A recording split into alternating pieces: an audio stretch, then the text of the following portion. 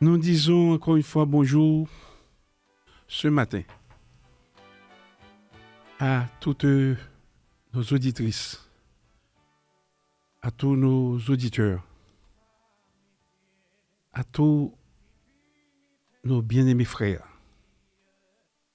Nous disons bonjour à notre metteur en onde, à toute l'équipe de Radio Guinée qui courageusement assure la mise en onde de cette émission chaque dimanche matin.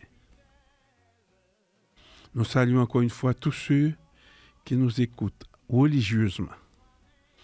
Nous sommes aujourd'hui le dimanche 2 août 2026 face à ton tout devoir pour présenter encore une fois notre émission dominicale à l'écoute de la franc-maçonnerie.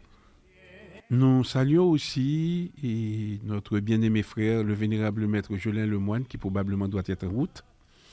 Et nous l'attendons impatiemment pour partager avec nous ce moment de prédilection, et comme nous le faisons chaque dimanche. Comme à l'accoutumée, les paroles de sagesse, toujours tirées de la Bible, le livre des Proverbes, la Bible, version Louis II. Aujourd'hui, c'est le dimanche 2 août 2026. Nous, pour les paroles de sagesse, nous les tirerons des Proverbes 2. Et je lis.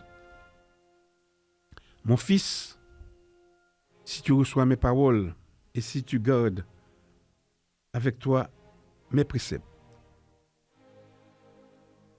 si tu rends ton oreille attentive à la sagesse, et si tu inclines ton cœur à l'intelligence, oui, si tu appelles la sagesse, et si tu élèves ta voix vers l'intelligence, si tu la cherches comme l'argent, si tu la poursuis comme un trésor, alors tu comprendras la crainte de l'Éternel et tu trouveras la connaissance de Dieu. Car l'Éternel donne la sagesse. De sa bouche sortent la connaissance et l'intelligence. Il tient en réserve le salut pour les hommes droits, un bouclier pour ceux qui marchent dans l'intégrité. En protégeant les sentiers de la justice et en gardant la voie de ses fidèles. Alors, tu comprendras la justice, l'équité, la droiture, toutes les routes qui mènent au bien. Car la sagesse viendra dans ton cœur et la connaissance fera les délices de ton âme. La réflexion veillera sur toi. L'intelligence te gardera.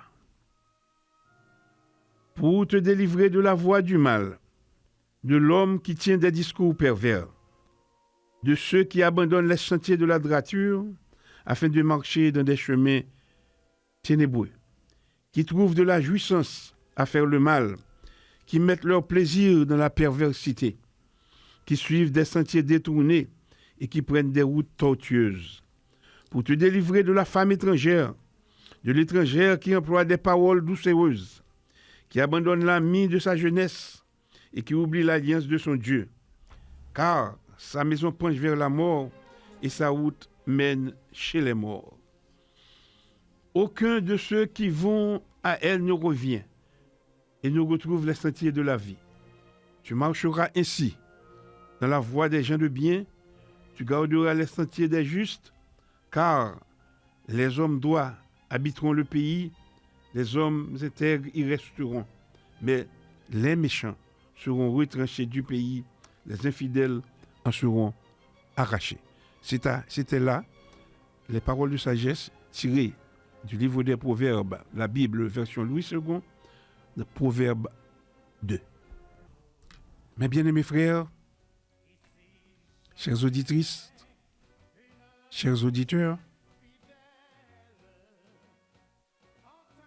vous tous, amis de la franc-maçonnerie, et de la vérité, recevez encore une fois nos salutations les plus fraternelles. Et c'est encore avec une joie renouvelée que nous vous accueillons à cette nouvelle édition de votre émission à l'écoute de la franc-maçonnerie. Ce rendez-vous hebdomadaire où la parole initiatique se met au service de la réflexion, du dialogue et de l'élévation de la conscience. Chaque dimanche, nous nous retrouvons pour explorer les grands enseignements de la franc-maçonnerie. Non comme des vérités figées, mais comme des lumières destinées à éclairer notre conduite, à nourrir notre discernement et à renforcer notre engagement envers les valeurs de liberté, d'égalité, de fraternité, de tolérance et de justice. La semaine dernière, plus précisément, dimanche dernier, nous avions entrepris un voyage intérieur en réfléchissant sur le premier mur que rencontre tout initié, celui de l'ego. Nous avons compris que le premier chantier du maçon n'est pas le monde extérieur, mais son propre cœur.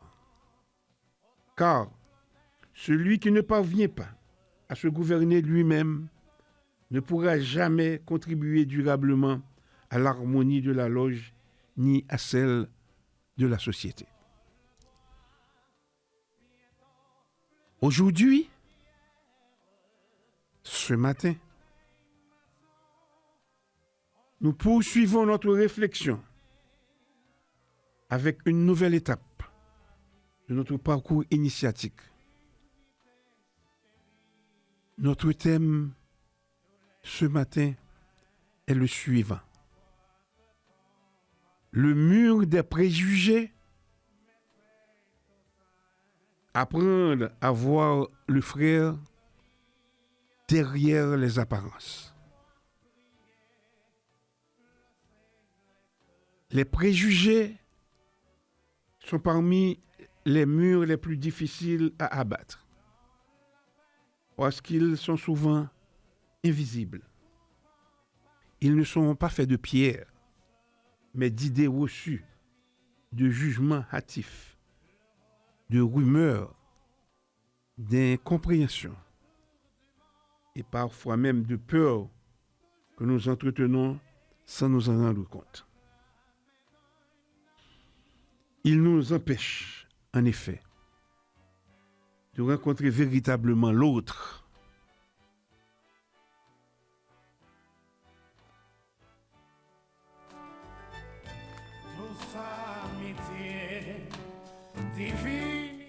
Ils nous conduisent à interpréter plutôt qu'à écouter, à condamner plutôt qu'à comprendre, à nous éloigner de la vérité alors même que nous croyons la défendre. Pourtant,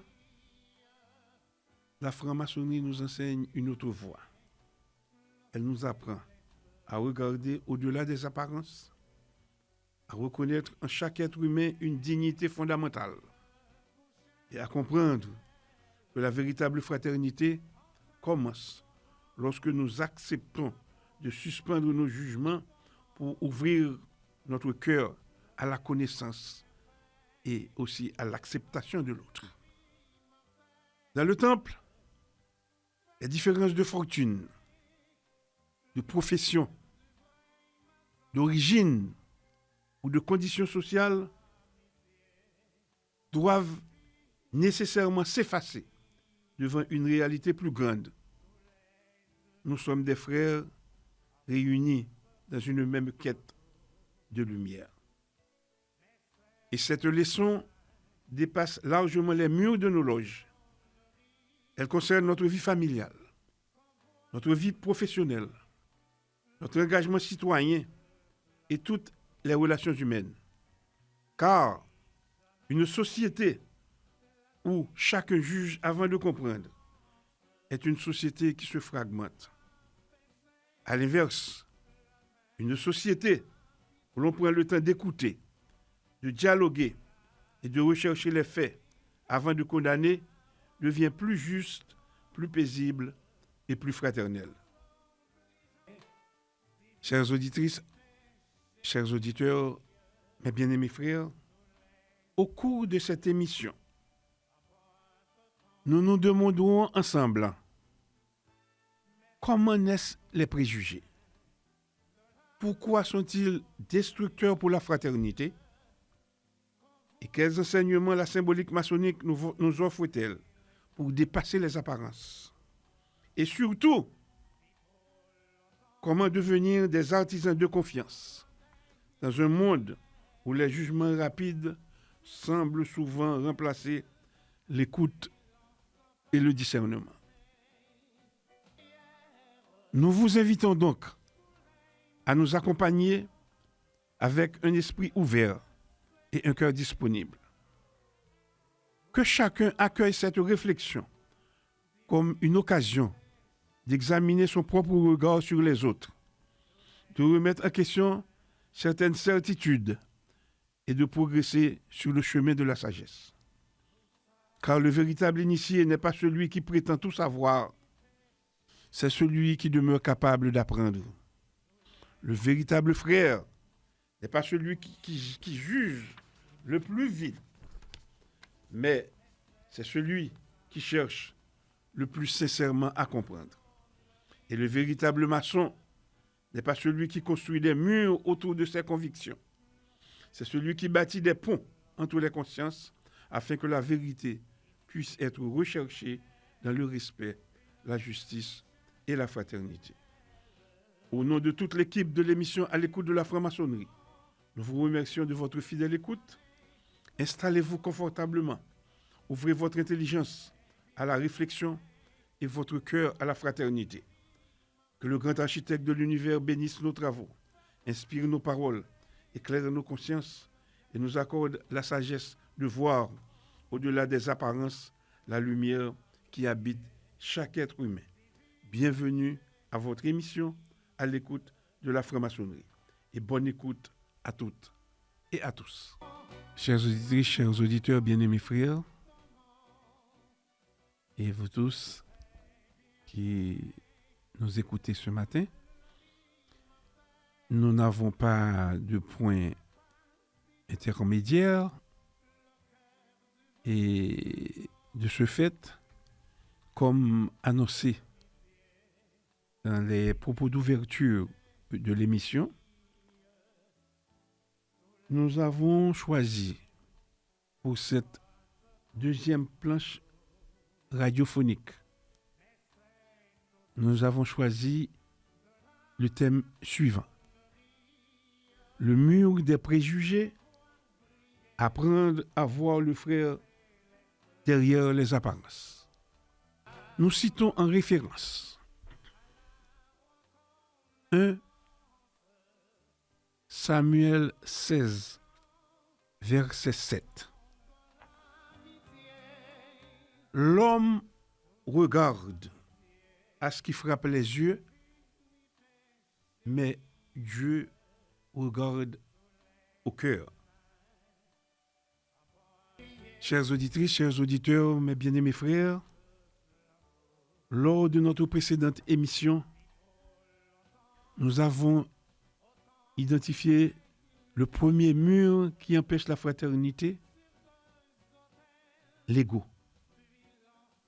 Nous avons compris que le véritable chantier du maçon commence dans son propre cœur. Aujourd'hui, nous poursuivons notre réflexion en abordant un second mur tout aussi dangereux, parfois plus discret, mais tout aussi destructeur, le mur des préjugés. Les préjugés sont des murs invisibles. Ils ne sont ni de pierre ni de béton. Ils sont bâtis avec des idées toutes faites, des rumeurs, des peurs, des habitudes et des certitudes jamais remises en question. Ils nous empêchent de voir l'autre tel qu'il est réellement. Ils nous font croire que nous connaissons un homme alors que nous ne connaissons que l'image que nous avons fabriquée de lui. Le véritable maçon est appelé à regarder plus loin que les apparences. Nous allons aborder ce thème. Le préjugé, un jugement avant la connaissance. Le mot préjugé signifie littéralement juger avant de connaître. Avant même d'avoir entendu un frère, avant d'avoir vérifié un fait, avant d'avoir compris une situation, nous avons parfois déjà rendu notre verdict. Combien de conflits auraient pu être évités si chacun avait accepté d'écouter avant de condamner? Le maçon ne doit jamais devenir prisonnier des apparences, car l'apparence est souvent le masque de la vérité. En ce sens, que nous enseigne le temple? Le temple nous enseigne l'égalité. Lorsque nous pénétrons dans le temple, quelque chose de remarquable se produit. Les distinctions du monde profane s'effacent. Le riche s'assoit aux côtés du plus modeste. Le chef d'entreprise partage la même chaîne d'union que l'ouvrier. Le professeur et l'étudiant deviennent simplement deux frères. Les décors ne rappellent pas une supériorité, mais une responsabilité. Le temple nous enseigne que la dignité humaine ne dépend ni de la fortune, ni du rang social, ni de l'origine, mais de la valeur intérieure de chacun. Le préjugé refuse cette égalité. Mais l'initiation exige cette égalité. Bonjour, Vénérable Lemoine. Bonjour, Sérénissime Grand Maître. Bonjour à notre maître en ondes. Bonjour à nos auditeurs et nos auditrices. Comme vous le savez, Sérénissime, j'étais en route quand je vous ai entendu dans vos propos d'introduction et j'ai également écouté le début de cette planche radiophonique, comme vous avez si bien dit. Eh bien, je pense que les auditeurs, ils seront satisfaits, surtout que nous allons en faire des commentaires. Et je suis à l'heure, je suis présent, justement après avoir rempli une première obligation spirituelle, comme vous le savez, chaque premier dimanche du mois. Bien sûr, bien sûr. En fait, nous savons tous, et on le dit toujours, Vénérable Lemoine, les apparences sont souvent l'histoire de l'humanité. Regorge d'hommes et de femmes que leur époque avait mal jugés. Je reprends cette phrase. L'histoire de l'humanité regorge d'hommes et de femmes que leur époque avait mal jugés. Les grands réformateurs furent souvent incompris. Les prophètes furent contestés. Les penseurs furent rejetés. Les sages furent parfois ridiculisés avant d'être reconnus.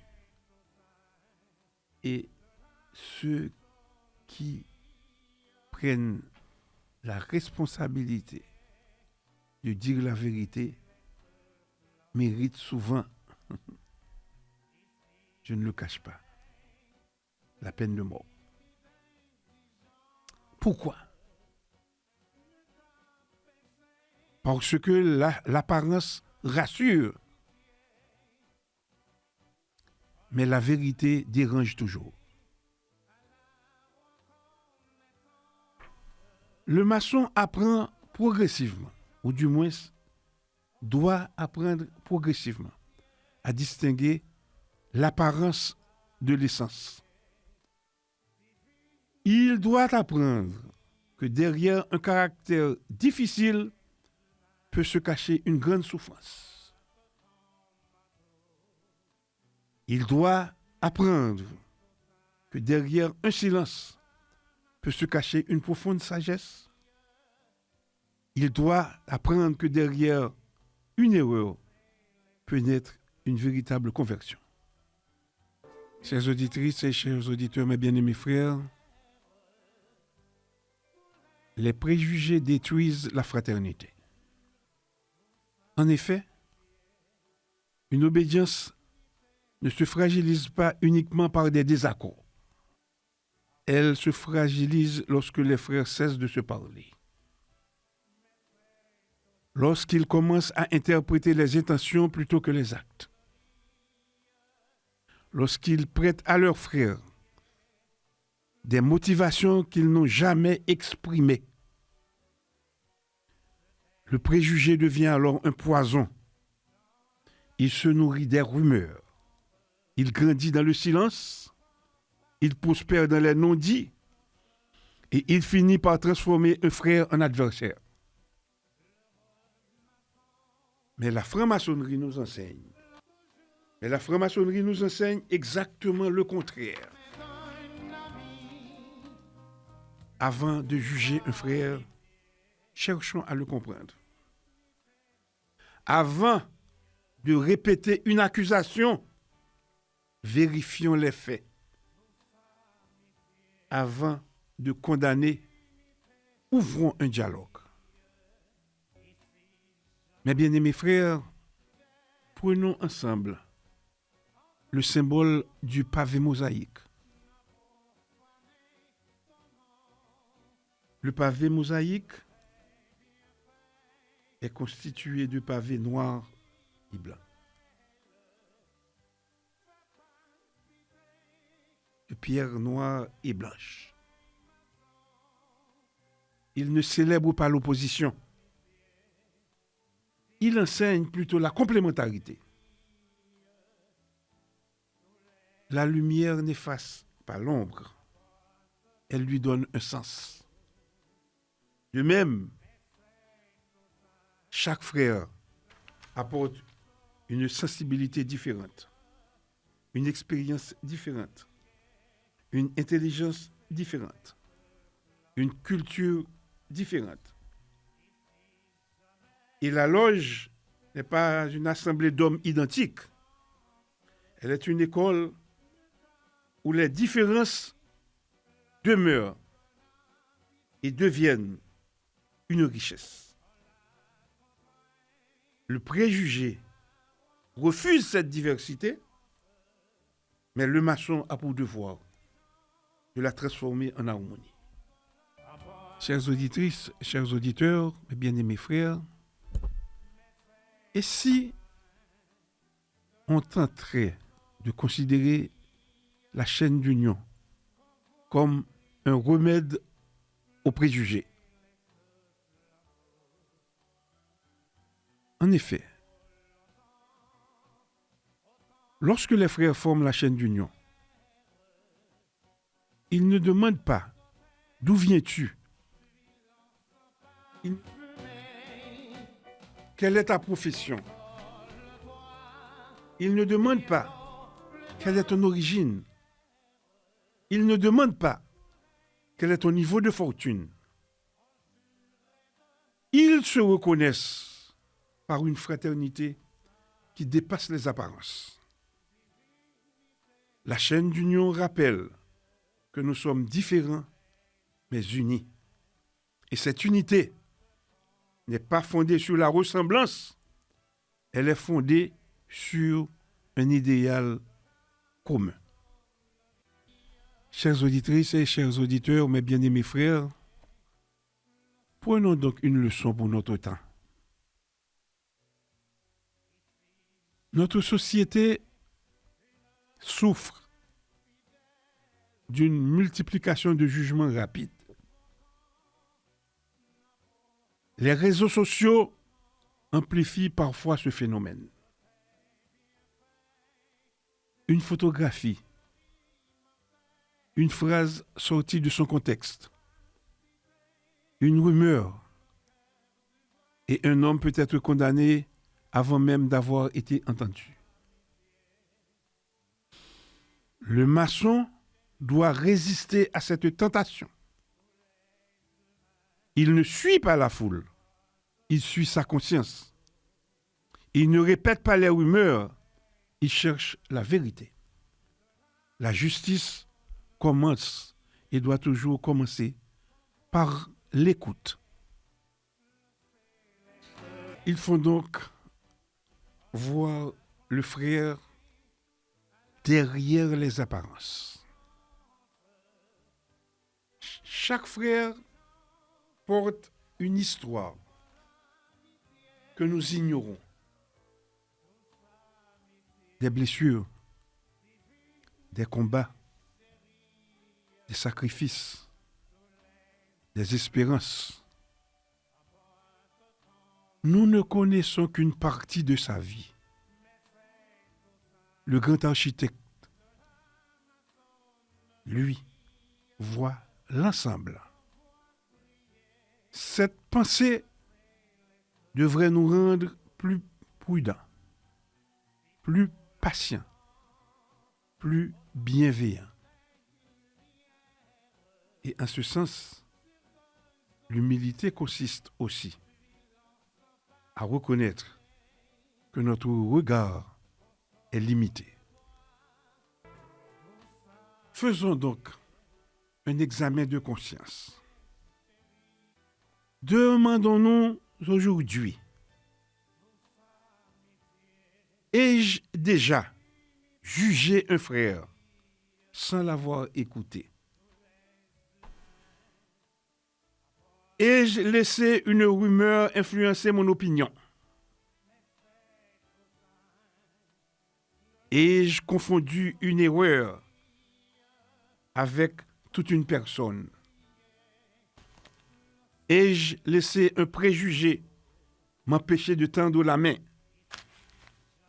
Chaque réponse sincère est une pierre retirée du mur des préjugés. Chères auditrices et chers auditeurs, mes bien-aimés frères, en conclusion, nous dirons ceci. Le temple ne nous demande pas de devenir des hommes sans opinion. Il nous demande et il nous impose de devenir des hommes capables de suspendre leur jugement jusqu'à ce que la vérité soit connue. Le préjugé construit des murs.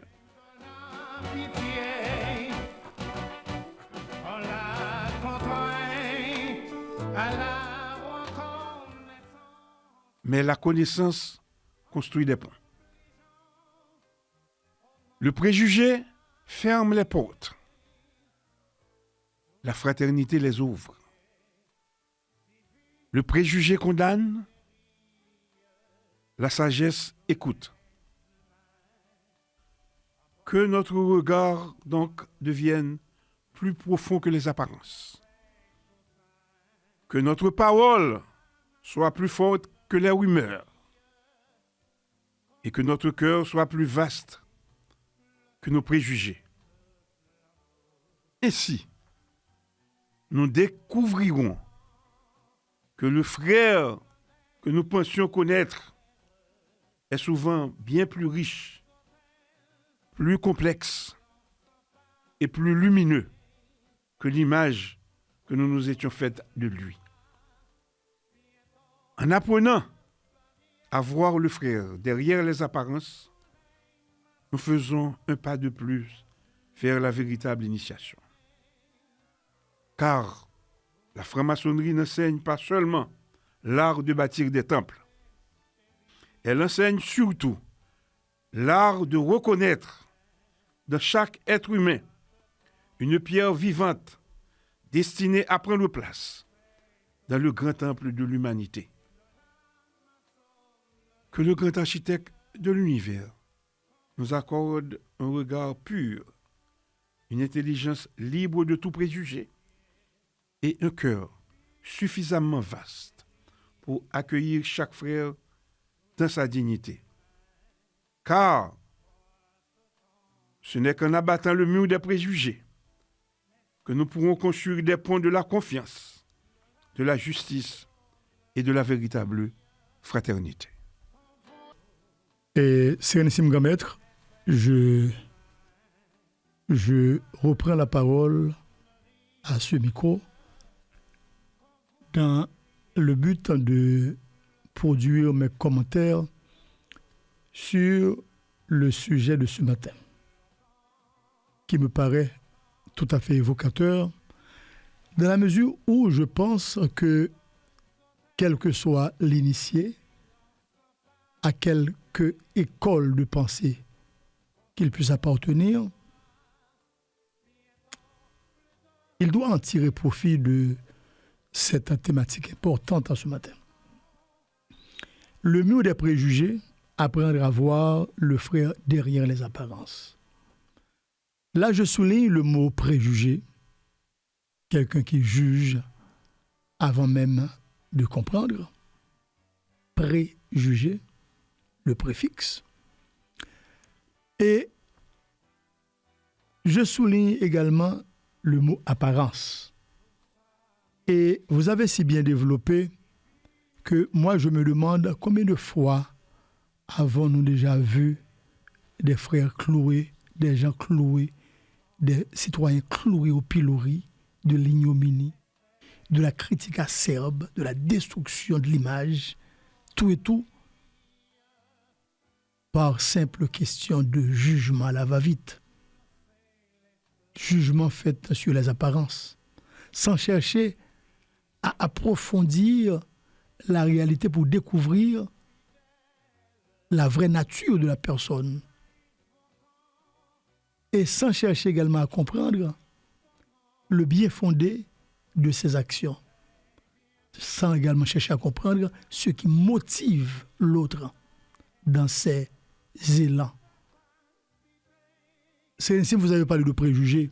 Est-ce que vous savez aussi que ce sont les préjugés qui détruisent la plupart de nos sociétés, la nôtre en particulier, les préjugés. Est-ce que vous savez aussi, Sénésim, quand on a une société rongée par les préjugés, on peut cerner ce mal à tous les niveaux. Au niveau de la religion, au niveau de l'éducation, au niveau politique, au niveau des familles, au niveau, si vous voulez, et des affaires. Il y a des préjugés. Quand nous parlons de préjugés, nous parlons également de préjugés au niveau de l'institution maçonnique, au niveau de la confrérie. Nous parlons de préjugés au niveau du comportement de nos frères maçons. Quand nous parlons de préjugés. Est-ce que vous savez aussi, Sénésim, à vous entendre et développer le thème du volant de ma voiture étant, je me suis dit que le Sénésim et grand maître Yves Jean-Marie a choisi et d'approfondir ses recherches sur des thématiques qui peuvent toucher les consciences. Et quand vous touchez les consciences, vous faites un travail au niveau du subconscient et ça va avoir certainement des retombées à n'importe quel moment parce que quand même, cette conscience éveillée aujourd'hui doit produire d'autres réflexions qui vont au-delà des préjugés que nous vivons chaque jour.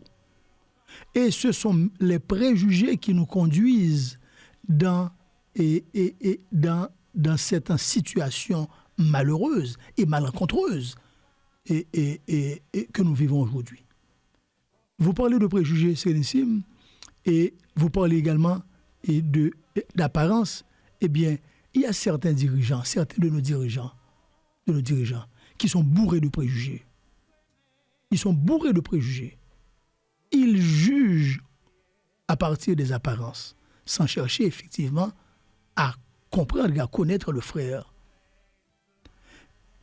Nous parlons aussi de nos frères maçons qui sont sur les colonnes, qui sont sur les burins, qui dirigent des loges. Ils sont en proie à toutes ces genres de difficultés.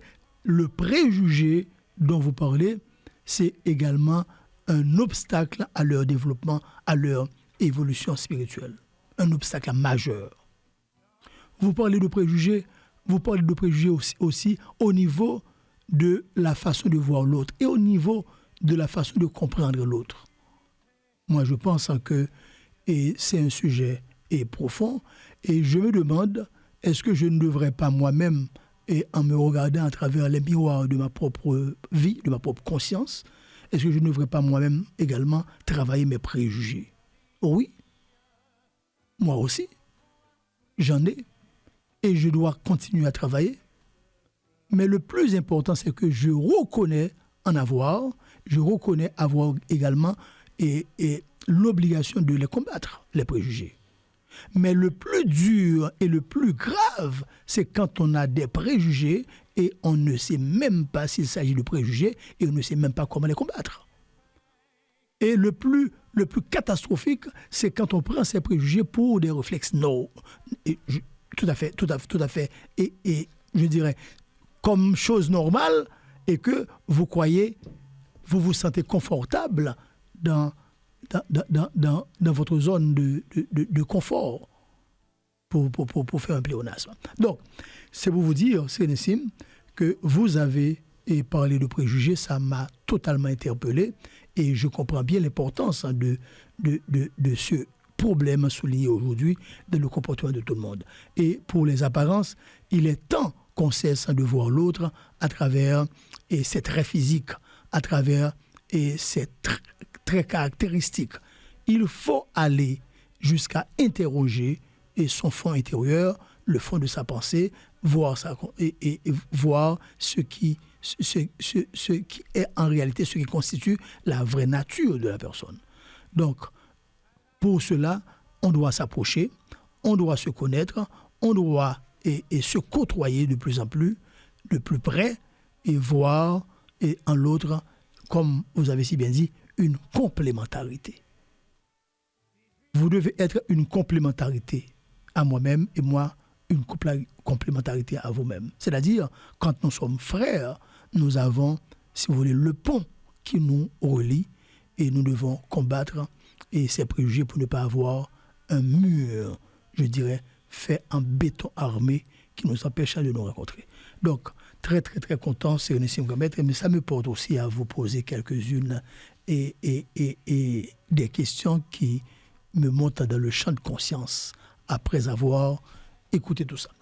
Parce que je vous ai suivi et la semaine dernière, c'est vrai que vous et moi, nous avions parlé du premier mur que rencontre tout initié.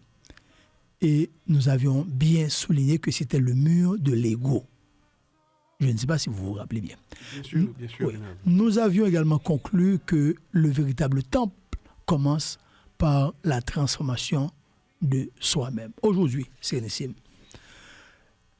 nous avons poursuivi notre voyage initiatique avec un autre mur. Vous avez développé un thème, moi j'ai fait des commentaires. Souvent plus discrets, mais toujours aussi dangereux. Le mur des préjugés.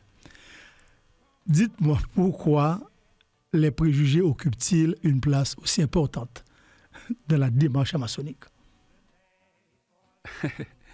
Eh bien, Vénérable Lemoine, il faut dire que, effectivement, les préjugés occupent une place importante dans la démarche maçonnique parce que le préjugé, à partir du fruit de mes recherches, le préjugé est l'un des plus grands ennemis de la vérité. Nous devons l'accepter. Et vous l'avez aussi dit à travers vos commentaires. La franc-maçonnerie est une école de recherche. Donc, celui qui porte des préjugés, il se croit déjà tout savoir. Et il cesse immédiatement de chercher, de penser et de comprendre. Le préjugé, vous l'avez si bien dit, vous avez dit que le prix, c'est quoi? C'est juger avant de connaître. Donc, celui qui vit, qui est confortable dans ses préjugés, il remplace la connaissance par l'imagination. Il remplace les faits par les suppositions. Et lorsqu'un homme cesse, excusez-moi, de chercher la vérité, qu'arrive-t-il? Il est en train de fabriquer ses propres certitudes. Vous voyez donc pourquoi les préjugés occupent une place aussi importante dans la démarche maçonnique. Autrement dit, et le préjugé ferme la porte avant même que la vérité puisse entrer, selon ce que je crois comprendre dans ce que vous développez là. C'est ce que nous venons juste de prouver et de démontrer. Exactement. Nous allons faire un petit voyage. Nous imaginons notre temple, dont toutes les portes seraient murées.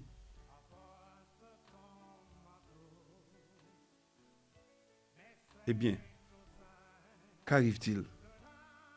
La lumière ne pourrait plus y pénétrer. Frère, vous pas capable de rencontrer encore une avec l'autre. Tout travail que nous devons faire, tout tape campé. Eh bien, le préjugé agit de la même manière, mais c'est beaucoup plus grave parce que le préjugé agit dans notre esprit. On a parlé du temple physique là, qui t'a muré, mieux qu'à craser. Mais pénétrer l'esprit, c'est beaucoup plus difficile de pénétrer l'esprit que créer ces préjugés-là. Donc, en ce sens, le préjugé ferme les portes de l'écoute. Si le préjugé ferme les portes de l'écoute, et ça veut dire qu'il y a vraiment de graves problèmes. Et le mot lui-même est révélateur. Préjugé. C'est rendre un verdict avant même d'avoir commencé l'instruction. Vous avez été juge, vous avez été commissaire du gouvernement. Tout à fait. Et vous savez de quoi vous parlez. Oui. Vous vous imaginez, en pleine séance, en tant que commissaire du gouvernement, et je crois que vous êtes représentant du ministère public. Le représentant du ministère public. Vous vous imaginez produire un verdict avant même de vous asseoir, d'entendre, d'écouter, d'apprendre, de vérifier et de commencer l'instruction. Le juge en siège qui ferait ça serait un juge bourré de préjugés et qui mettrait en péril la justice. Eh bien, c'est précisément ce que la franc-maçonnerie nous demande d'éviter. Nous sommes invités à écouter avant de parler. C'est un devoir. nous sommes obligés, nous sommes condamnés à comprendre avant de répondre. Nous sommes condamnés à vérifier avant d'affirmer. Et combien de conflits disparaîtraient si chacun acceptait simplement, humblement, d'écouter l'autre jusqu'au bout. Qu'est-ce qui nous empêche de le faire? Et c'est une très belle question et c'est une très belle réflexion également. Et parce qu'il est dit qu'il n'y a pas de pire sourd que celui qui ne veut pas écouter, comme il n'y a pas de pire aveugle que celui qui ne veut pas voir. Et le thème est frappant. Il est frappant de constater que dans le temple, nous sommes appelés frères avant toute autre considération. Pourquoi cette appellation est-elle assez importante?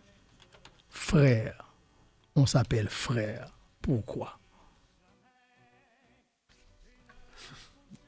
Vénérable Lemoine, est-ce qu'on peut sincèrement, c'est avec beaucoup d'indignation que je vais répondre, est-ce que cette appellation de frère a encore son importance? Moi, je crois oui. Au-delà de tout ce qu'on peut penser. Eh bien, puisque vous avez posé la question, je vous dirais que cette appellation, c'est ce qui nous oblige, c'est cette appellation qui nous oblige à dépasser les apparences. Par exemple, dans la vie profane, nous sommes souvent définis par quoi? Par notre profession, par notre fortune, par ce que nous pouvons offrir, par notre position sociale, par notre origine. Mais je dis bien, c'est dans la vie profane que nous sommes définis comme ça. Mais dans le temple, ces différences devraient s'effacer. Et quand ces différences s'effacent dans le temple, que reste-t-il? Il ne reste qu'une seule qualité essentielle, Vénérable Lemoine, celle de frère. Et cette fraternité nous rappelle que la dignité d'un homme ne dépend jamais de ce qu'il possède. Elle dépend de ce qu'il est. Je prends bonne note de cette façon de répondre à ma question. Et je note aussi les différents points. Et pour le profane et pour ceux-là qui se trouvent dans le temple. Pourtant, Sérénissime Grand Maître, dirais-je, dans la vie quotidienne, nous tombons facilement dans le piège des apparences, malheureusement. Vous avez bien dit, dans la vie quotidienne, Vénérable Lemoine, Oui. et c'est ce qui fait toute la différence. Parce que nous autres, au sein de l'obédience, nous vivons en fraternité. Mm-hmm. Qu'est-ce qu'on pourrait dire en ce sens, en fait? Pourquoi dans la vie quotidienne, nous tombons facilement dans le piège des apparences? C'est justement parce que les apparences sont rassurantes. Les apparences donnent l'impression que tout est simple. Mais l'initiation nous apprend exactement le contraire. Je viens de le souligner dans le texte présenté ce matin. Et je l'ai bien dit. Chaque être humain porte une histoire que nous ignorons. Vénérable Lemoine m'a fonctionné avec vous depuis des années. C'est fraternité qui mettait nous ensemble. Mais cependant, avant fraternité, vous avez une vie, une histoire qui suit vous. Quand pile bail la dernière que jusqu'à présent, mais pas qu'on est. Oui, tout à fait. C'est vrai. Donc, capable de gagner des blessures qu'on gagne que je ne jamais connaître. Ouais. Et c'est la réalité pour tout le monde. Oui, il y a des combats qu'on mène que je ne connais pas. Il y a des sacrifices ou fait déjà qui étaient capables de permettre que je juge au mieux.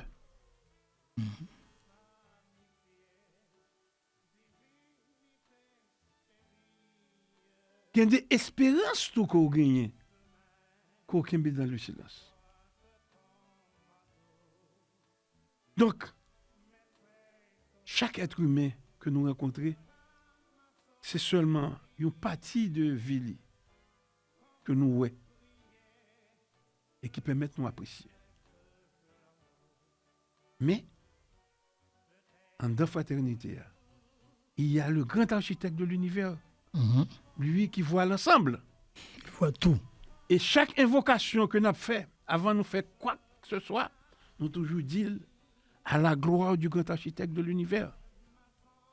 Donc, qui ont cœur au monde capable de maille en main, commandement en main, ou quitter tout préjugé à conduire, et puis on fait toute bagaille ça à la gloire et au nom du grand architecte de l'univers.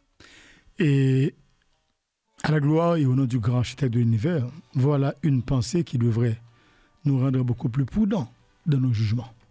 Ce n'est pas à notre gloire, c'est à la gloire du grand architecte de l'univers. Assurément, tout à fait. Absolument, vénérable Lemoine. Un frère peut paraître distant alors qu'il traverse une épreuve. C'est le cas, souvent. Un autre frère peut sembler sévère alors qu'il lutte contre une grande souffrance. Un troisième peut commettre une erreur sans que cette erreur résume toute son existence. Donc, le regard initiatique doit toujours chercher l'homme derrière le comportement. Eh bien, et là, cette idée, selon moi, rejoint un symbole que nous connaissons tous, et vous en avez parlé tout à l'heure. Le pavé mosaïque. Très juste. Oui, vous en avez parlé tout à l'heure. Oui, très juste, vénérable. Le pavé mosaïque, nous l'avions dit, elle est composée de pierres noires et blanches. Donc, en tant qu'initié, au sein d'une fraternité, débourré de nos préjugés, eh bien, le pavé mosaïque doit nous interpeller et nous rappeler que la vie est faite de contrastes. Aucun homme n'est entièrement lumière. Aucun homme n'est entièrement ténèbres. Nous portons tous des qualités et des imperfections. Le préjugé ne voit qu'une seule couleur. Mais c'est la sagesse qui doit contempler l'ensemble du dessin. Et le sujet de ce matin est si profond que nous entrons carrément dans certaines considérations qui ont rapport avec le fondement même de la maçonnerie dans ses côtés symboliques. Et je ne peux m'empêcher de vous demander également, qu'en est-il de la chaîne d'union? La chaîne d'union qui semble transmettre le même enseignement.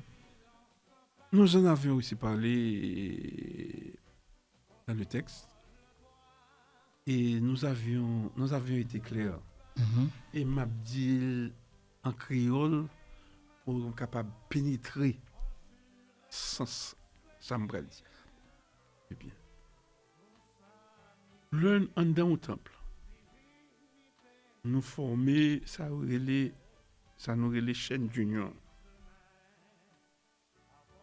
Dans le moment ça, nous pas demander frère qui à droite nous ou bien qui à gauche nous. Nous pas demander ni qui côté le sorti. Vous entendez moi vénérablement. Nous pas demander ni qui profession. Nous pas demander qui sensibilité le tout. Oui. Est-ce que la droite, la gauche ou bien c'est le mi-temps? Mais nous avons conscience et nous reconnaître que nous avons partagé même idéal, même quête là. Et il y a plein de nous tout que diversité qui gagne entre nous, c'est pas une faiblesse liée. Il n'y a aucun monde qui même genre. Il n'y a aucun monde qui même bagaille. Nous chaque gon date nous faite, nous gon lait nous te faite. Nous gon signe qui marche avec nous. Donc c'est normal que gagner diversité. Mais c'est pas une faiblesse. La diversité n'est pas une faiblesse. Au contraire, diversité a son richesse. Mais il y a une richesse de nous accepter, comprendre que c'est en dehors des préjugés que les constituer richesse là. Parce que de ça, on attendez,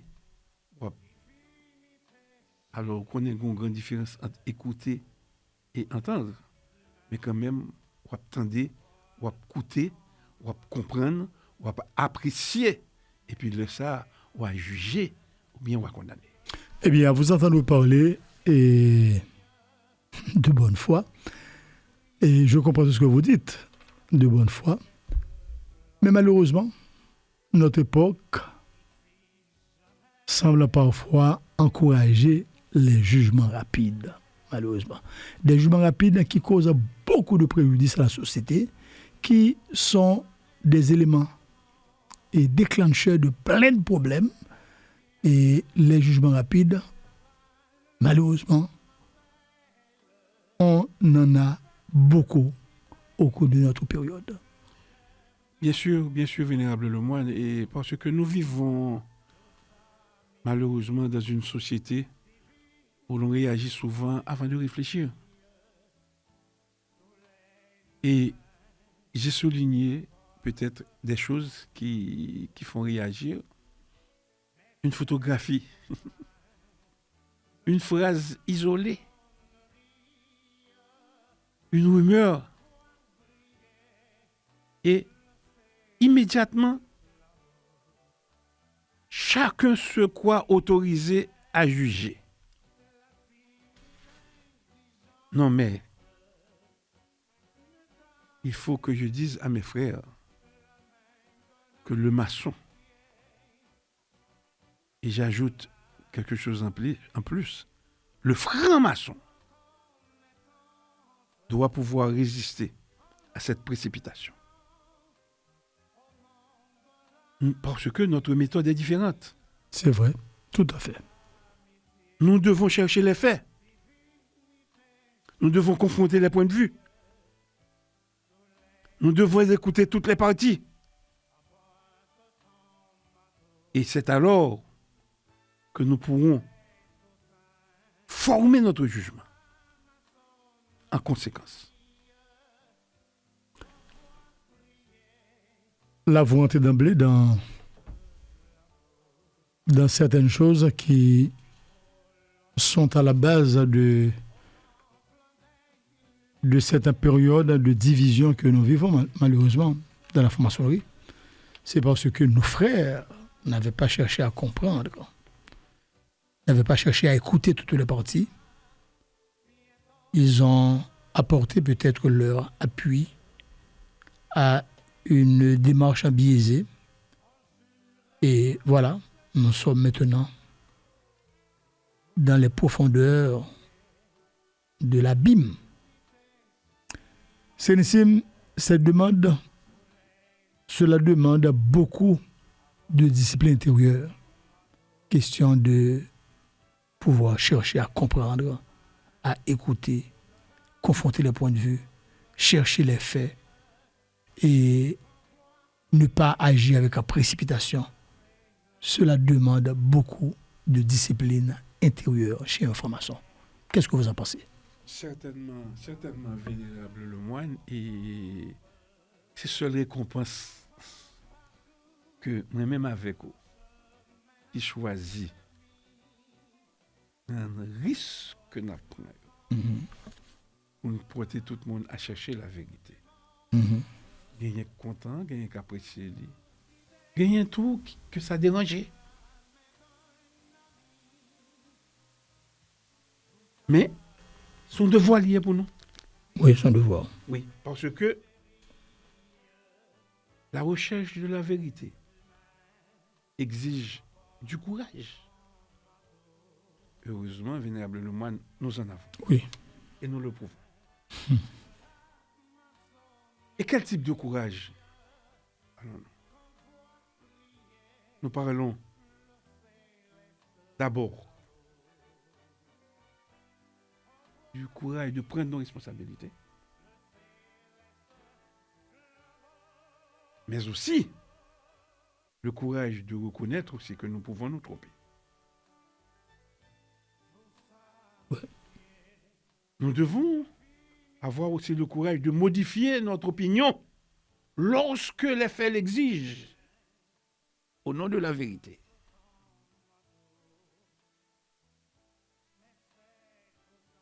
Nous devons aussi avoir le courage de prendre le recul nécessaire parfois pour dire « je ne sais pas encore ».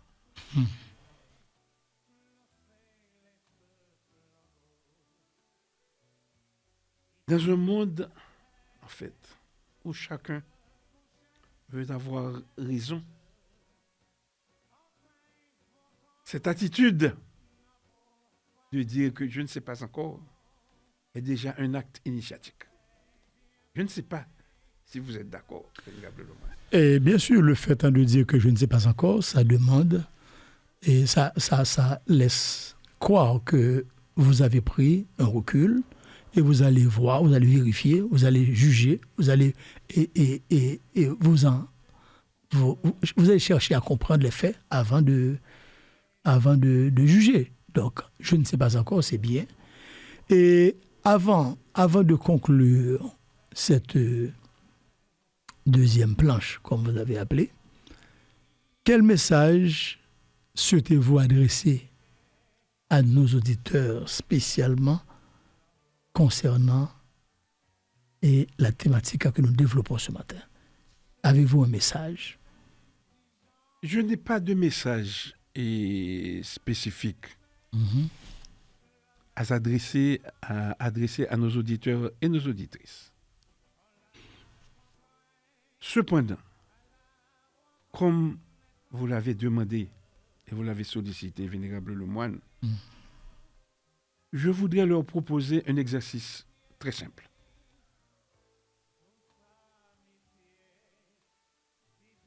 Quel est cet exercice? Lorsque vous rencontrez quelqu'un cette semaine, posez-vous intérieurement cette question. Est-ce que je regarde cette personne telle qu'elle est ou telle que je l'imagine? Est-ce que je regarde cette personne telle qu'elle est ou telle que je l'imagine. Et ensuite, demandez-vous, ai-je cherché à comprendre avant de juger? Je vous assure, Vénérable Lemoine, que ces deux questions seulement, ces deux questions à elles seules, peuvent transformer une relation. Et également, ces deux questions peuvent transformer une loge. Également, ces deux questions peuvent rectifier les erreurs au niveau d'une obédience. Et ces deux questions aussi, à elles seules, peuvent transformer la société tout entière. Très bien. Et Sénésim Gametre, j'ai pris encore bonne note de tout ce que vous dites. Et je pense que chaque auditeur, en rencontrant quelqu'un au cours de la semaine, va se faire cette question intérieure. Je pense que c'est un exercice assez passionnant. Un exercice assez intéressant également.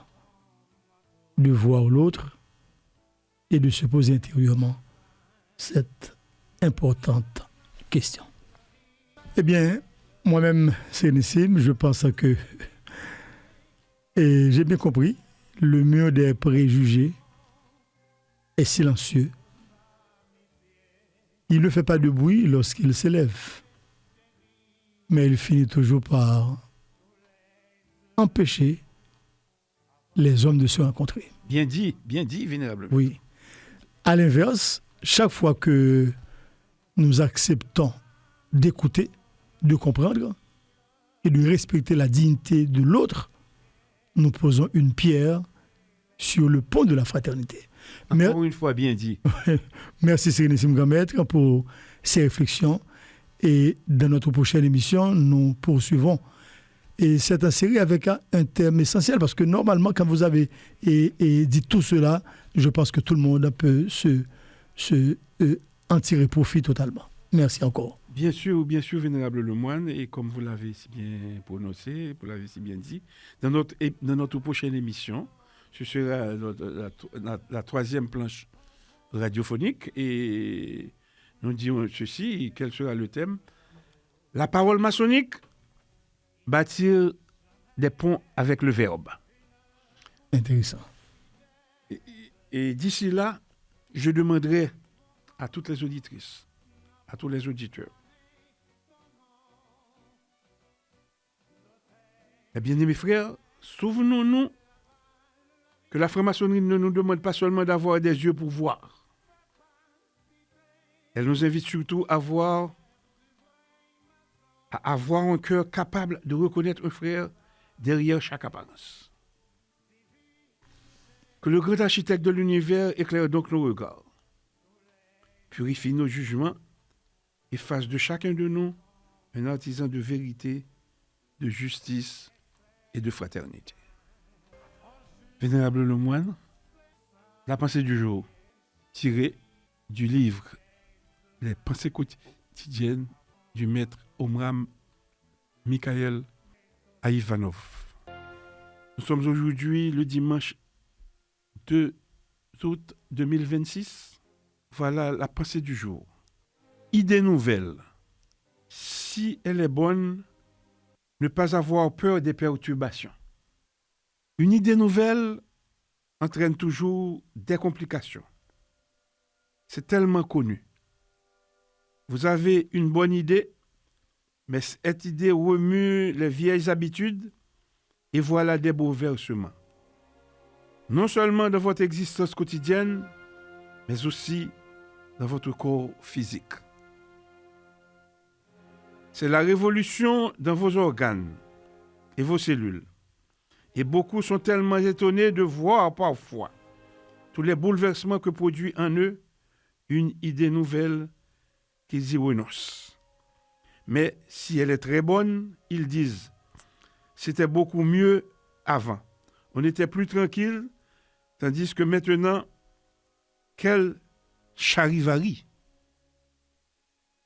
Ceux qui n'acceptent pas les nouvelles idées parce qu'ils ont peur des perturbations qu'elles produiront en eux ne progresseront jamais.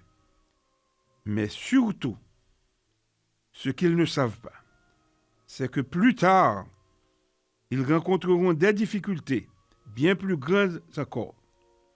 Périodiquement, le monde invisible décide d'envoyer sur la Terre de nouveaux courants, de nouvelles influences, afin de transformer l'humanité. Ceux qui s'y opposent se trouveront ensuite dans des conditions plus défavorables.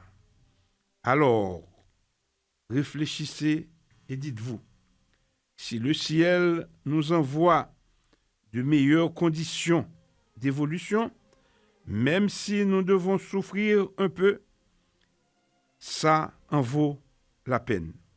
Et mettez-vous au travail. C'était la pensée du jour, tirée du livre Les pensées quotidiennes du maître Omram Mikhaël Aïvanov pour ce dimanche 2 août 2026. La grande évocation, Vénérable Lemoine. Oui. Comme à l'accoutumée. Du point de lumière de la pensée de Dieu, que la lumière afflue de la pensée des hommes, que la lumière descende sur la terre. Du point d'amour dans le cœur de Dieu, que l'amour afflue dans le cœur des hommes, puisse le Christ en revenir sur terre. Du centre où la volonté de Dieu est connue, que le dessein guide le faible vouloir des hommes, le dessein que les maîtres connaissent et servent.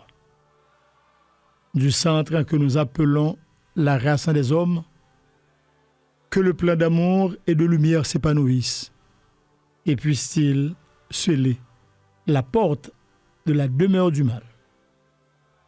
Que lumière, amour et puissance restaurent le plan sur la terre. Amen, amen, amen. Chères auditrices, chers auditeurs, mes bien-aimés frères,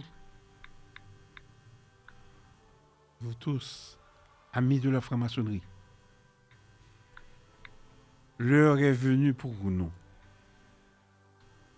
Le vénérable maître Jolin Lemoine et moi.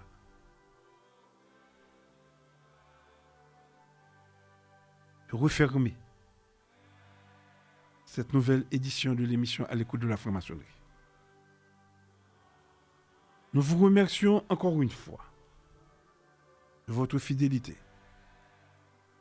et de l'attention que vous accordez à cette émission, qui se veut avant tout, comme nous le disons souvent, un espace de réflexion, de dialogue et de recherche de la vérité.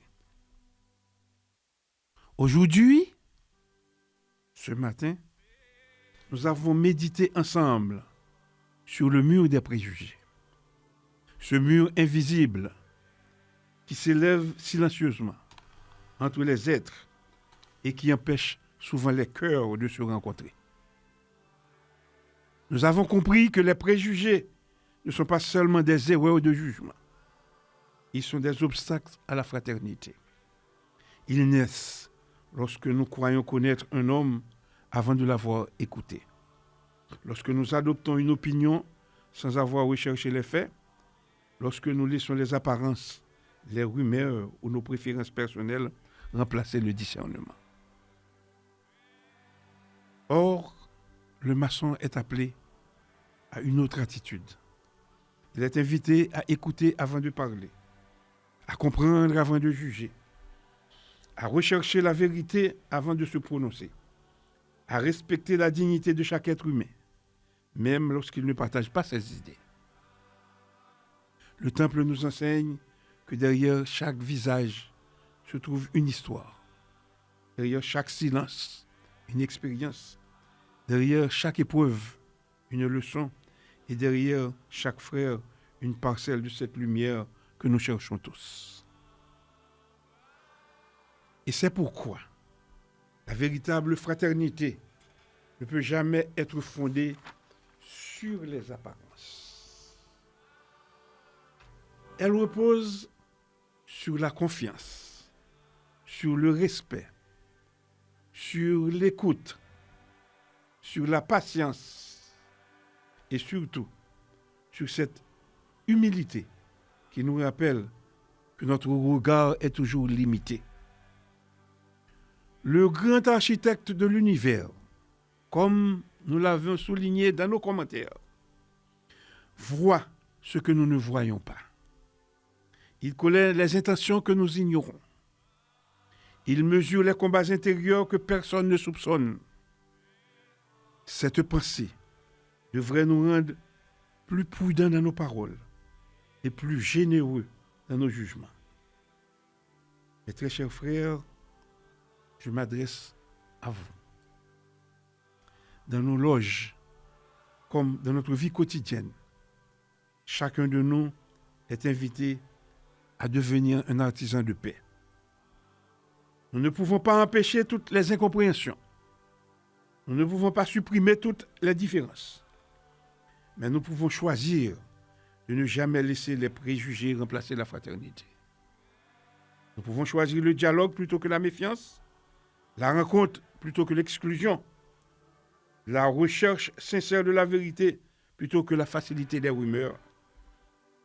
Avant de nous quitter, permettez-moi de vous laisser quelques questions qui pourront accompagner votre méditation tout au long de cette semaine. Ai-je porté un jugement sans connaître la vérité? Sans connaître toute la vérité? Ai-je pris le temps d'écouter celui qui pensait autrement que moi? Ai-je permis à un préjugé de m'éloigner d'un frère, d'un ami ou d'un proche? Ai-je contribué à construire un pont de confiance ou ai-je ajouté une pierre à un mur de méfiance?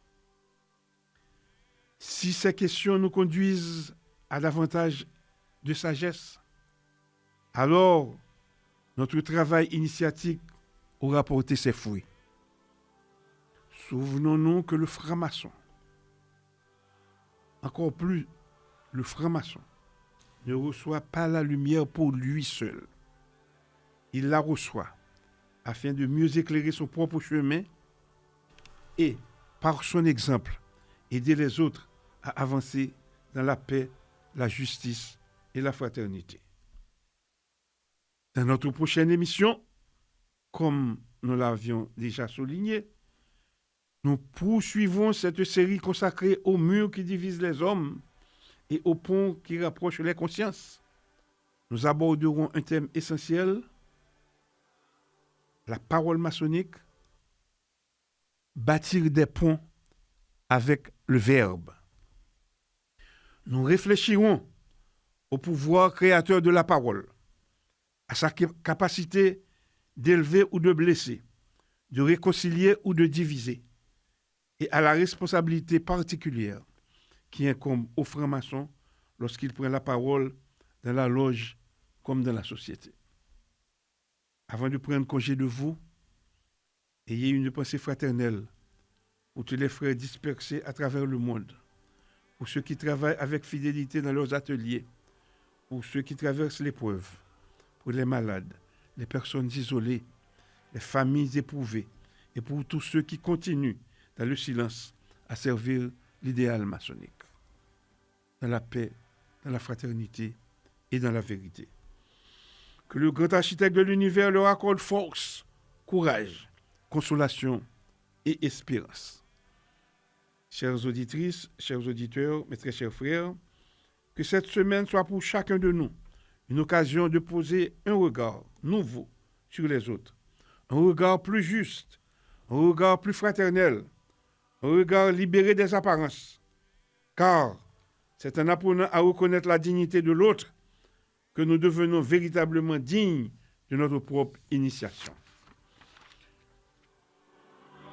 Au nom de toute l'équipe de l'émission, à l'écoute de la franc-maçonnerie, nous vous remercions de votre confiance et de votre fidèle présence. Nous vous donnons rendez-vous dimanche prochain pour poursuivre ensemble cette belle aventure initiatique. D'ici là, continuons à travailler notre pierre avec patience, à renforcer la chaîne d'union par notre fidélité et à faire rayonner autour de nous les valeurs qui fondent notre engagement, la liberté dans la conscience, l'égalité dans la dignité, la fraternité dans nos actes, la justice dans nos décisions et la vérité dans nos paroles. Que le grand architecte de l'univers veille sur vous, protège vos familles, bénisse vos travaux et fasse de chacun de nous un homme de discernement, un artisan de paix, un bâtisseur de ponts et un fidèle serviteur de la lumière. Merci de votre écoute. Bonne semaine à toutes et à tous. À dimanche prochain. Que la paix règne parmi les hommes de bonne volonté, que la fraternité unisse les cœurs et que la lumière éclaire toujours notre chemin. Merci Sérénissime Grand Maître et merci à vous tous qui étiez à l'écoute. Merci également et à notre metteur en onde. Et je salue le frère et Jean Robertson R. Gouachi qui nous écoute à Ansapitre aux côtés des frères qui nous ont signalé avoir ce matin un petit problème d'onde, un petit problème de signal, mais ils écoutent quand même. Et je salue également une sœur qui a eu la bienveillance de nous donner au cours de la semaine 2 certificats honneur et mérite. Un premier décerné au Sérénissime Grand Maître Yves-Benoît Jean-Marie et à ma personne. Cette sœur qui a requis l'anonymat et que je ne cite pas nommément, elle se connaît, je la salue.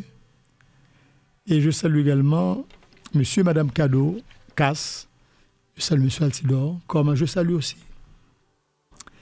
le frère docteur Harold Dimanche. Je salue également le docteur Fa, à qui je souhaite un bon rétablissement. Je salue également la Gabaronne, Madame Cam, qui nous écoute. Bonjour à vous tous et à vous toutes, bon dimanche, bonne semaine, sous la protection constante et agissante du grand architecte de l'univers. Allez.